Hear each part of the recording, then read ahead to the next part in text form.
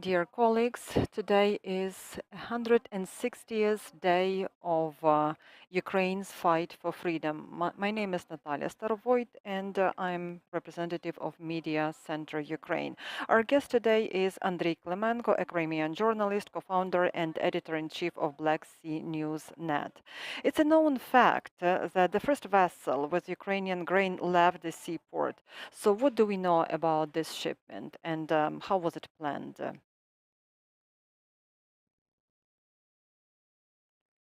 The important news is that it already passed the Turkish economic zone and there are a mere 8 to 9 hours before its departure to Bosphorus. We'll see what happens next, how it proceeds. Why I'm talking about future modality, because there is the need not to be overexposive and not to provide too much information. Of course, Turkey takes all the credit, how great it is and how it managed to resolve this issue successfully. How did the deblockade of port happened and demining? There was no demining, I will be honest with you. Armed forces of Ukraine together with Hydrographic Service, National Service, which is also part of Armed Forces of Ukraine, and they report directly to the Ministry of Defense. They just decided on the safest route. So, in this Liberian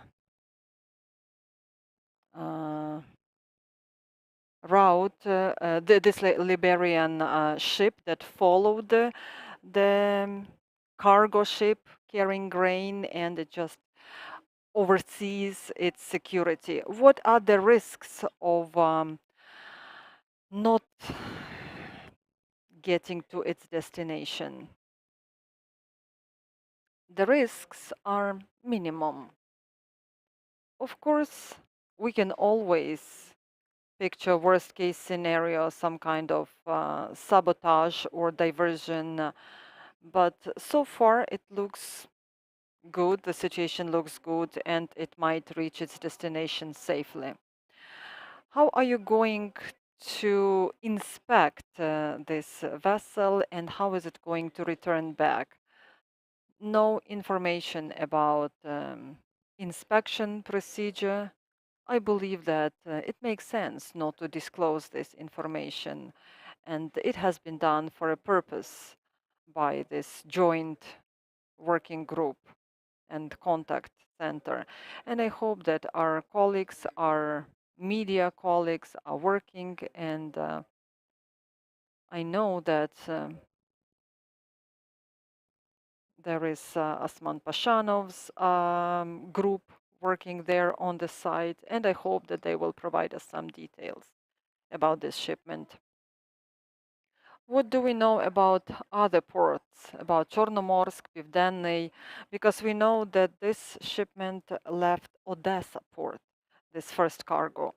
What do we know about other ports?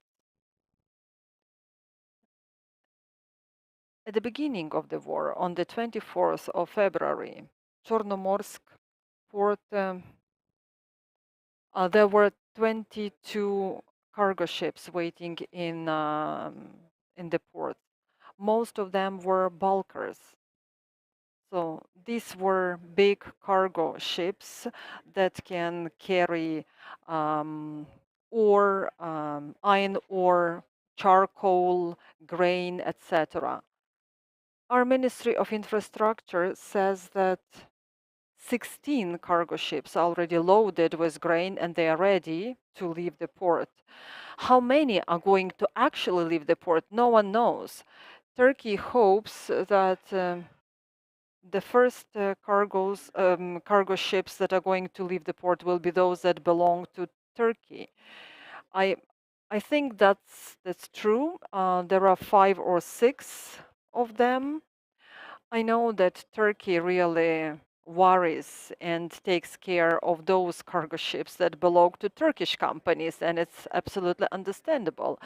And also, I'm absolutely positive that Russian Federation is not going to organize any diversion or subversive actions against the cargo ships that belong to Turkish companies. So let's just wait and see. So I believe that tomorrow, the day after, we will see what happens if this ship reaches its destination successfully.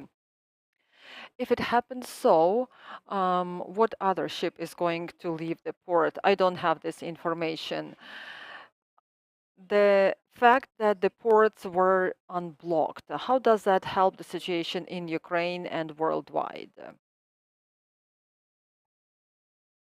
A lot has been said about this, that the grain is expected in North African countries and Middle East countries and Asian countries. And I know that this grain was contracted last year, so it's very expected there. So we also saw some drops in grain market, and as it was expected, that the prices went down, which is good news. I mean, grain prices. But according to me, other things are more important here. So during the negotiations in Istanbul, Russian Federation, with the help of Turkey, were trying to sell us the topic of grain truce. They still haven't given up on that because Turkish leadership keeps saying that this is the first step to ceasefire and to truce. Of course, it has been supported, and that was the idea of the Russian Federation that was turned down by Ukrainian delegation, as it is known to everybody. And General Budanov confirmed those words. Russia really wants truce. They need truce to strengthen their defense on occupied territories in the south of Ukraine, Kherson, Zaporizhia regions, in order to win time. Of course, I'm talking about annexation of occupied territories in speech marks, and also to rattle the cage of international sanctions against Ukraine, against Russia. Taking into account the totality of those factors, I wouldn't be very optimistic. Speaking of grain export saga. Of course, we are interested in that, but a few $1 billion is not the reason to stop the efforts of the armed forces of Ukraine in liberating the south of Ukraine. Thank you very much for your sincere answers. I'll just remind you that our guest was Andrii Klymenko, a Crimean journalist, co-founder and editor-in-chief of Black Sea News Net media outlet. We also have a special event at 7 p.m. Women Poetry War.